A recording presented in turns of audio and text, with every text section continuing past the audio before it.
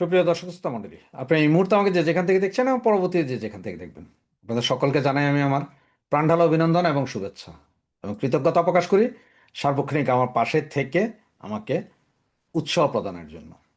Please subscribe করতে ভুলবেন না। আপনার প্রতিটা সাবস্ক্রিপশন আমাদের প্রয়োজন। এবং লাইক করতে ভুলবেন না, কারণ আপনার একটা লাইক আরও 1000 জনকে দেখতে উৎসাহিত করে।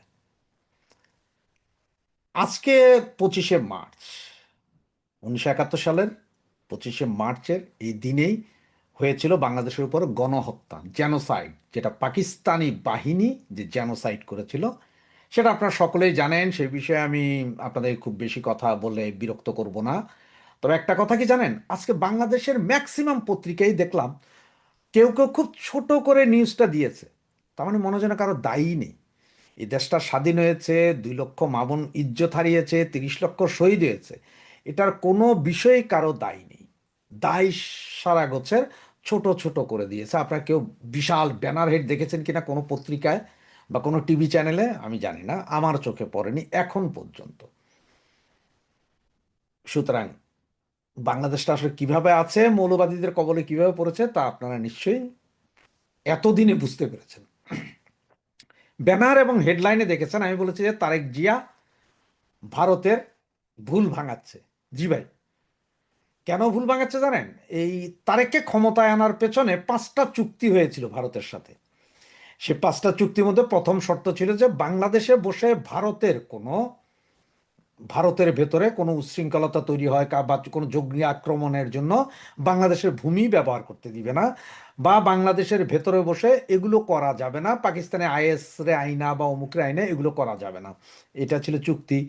এরপরে চুক্তি ছিল যে নির্বাচনের পরে আপনার আওয়ামী লীগকে আনতে হবে, মানে রাজনীতি করার অধিকার দিতে হবে, বা শেখ হাসিনার বিরুদ্ধে যে মামলা হয়েছে ট্রাইব্যুনালে, যে মামলা মিথ্যা মামলা এবং যেই অবস্থা হয়েছে এগুলো সবগুলোকে উইথড্র করতে হবে। মামলা হইতে পারে পরিপূর্ণভাবে অন্যভাবে হবে, কিন্তু এই যে মিথ্যা সাক্ষী সবুত দিয়ে যা করা হবে এগুলো করা যাবে না। এই ধরনের 4-5টা চুক্তি। কিন্তু ভারত সরকার না, শুধু ভারত সরকারের যারা থিঙ্ক ট্যাঙ্ক এতদিন ভেবেছিলেন যে তারেক জিয়া মনে হয় তাদের কথাই শুনবে, তাদের কথাই বলবে, তাদের ভুল ভাঙা শুরু হয়েছে।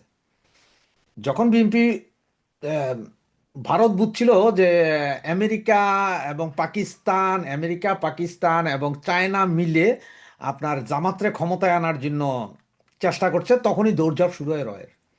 তারা ভারতে গিয়ে দেখা করে, এরপরে আপনার খালেদা জিয়া জন্য শোক প্রস্তাব দেয়, খালেদা জিয়া মারা যাওয়ার পরে সরাসরি তাদের মন্ত্রী পাঠায়, তারেক জিয়া নির্বাচিত হওয়ার পরে তাদের স্পিকারকে পাঠায়, সব কিছুই করেছে। তো এরপরে কি হলো? এরপরে এখন দেখা গেল যে সেই যেই কপাল সেই মাথা। আমাদের দেশের কথায় আছে একটা, যে কোয়াল হেই মাথা ঠ্যাং দিদি কোয়ালাতা, মানে পা দিয়ে কপাল হাতাইতেছে। তো দেখেন, গত শুক্রবারে ভারতের গোয়েন্দা সংস্থার একটা বিশেষ মিটিং হয়েছিল, সেটা ভারতীয় অনেক পত্রপত্রিকা উঠছে, আপনার চাইলে খোঁজ করে নিয়ে দেখতে পারেন।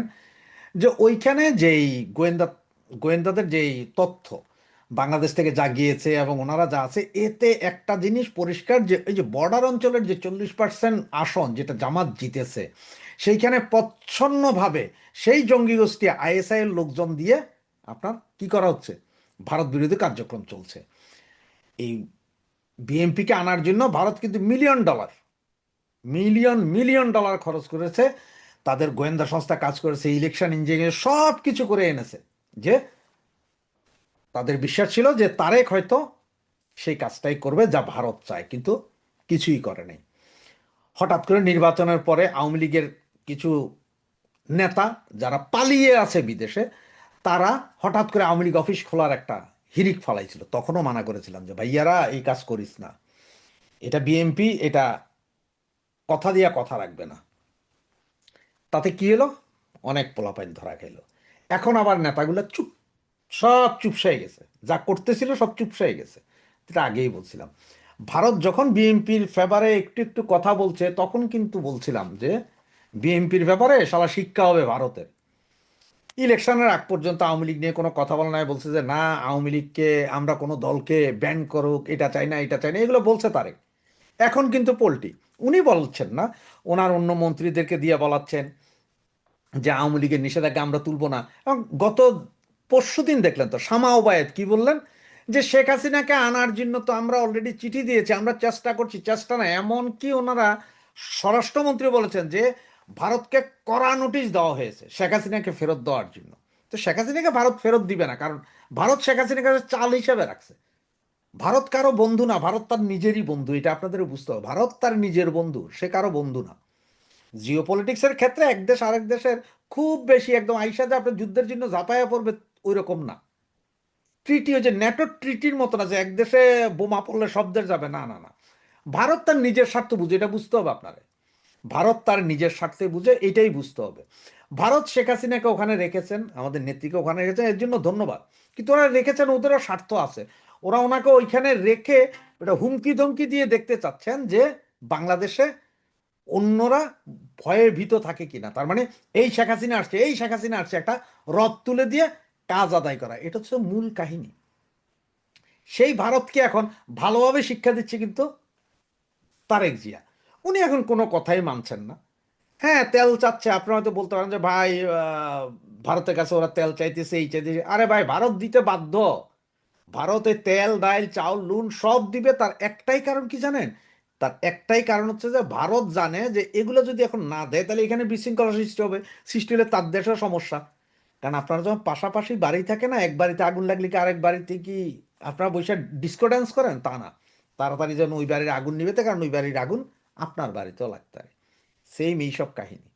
তো এই কাহিনীতে এই মুহূর্তে ভারতকে চরমভাবে শিক্ষা দিচ্ছে। আপনারা দেখছেন অনেকগুলো ছবি আছে, এই যে যেসব জঙ্গি ইন্টারন্যাশনালি যাদের উপরে আপনার রেড সিগন্যাল আছে, যাদেরকে বন্দি করা হয়েছিল, এইসব জঙ্গি সব ছেড়ে দিচ্ছে। তারা যে তারেক জিয়ার সাথে হই হই রই রই কথা বলছে।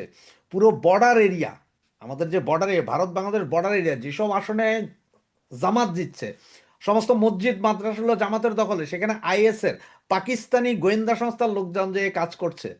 এই যে গত 3 দিন আগে সম্ভবত ভারত, সারা ভারত থেকে সম্ভবত 33 জন লোক ধরেছে, তার মধ্যে থেকে 7 জন নাকি বাংলাদেশি, এরাও নাকি জঙ্গি। তো এখন অবস্থা বুঝেন যে ভারত যে বিশ্বাস করেছিল, সেই বিশ্বাসের দাম 1 পয়সাও দেয়নি, বরঞ্চ ভারতরে তারেক জিয়া বুড়া আঙ্গুল দেখাই দিয়েছে। এটা হচ্ছে যে মূল কাহিনী। তো দেখতে থাকি আমরা আরো কি কি হয়। জয় বাংলা, জয় বঙ্গবন্ধু।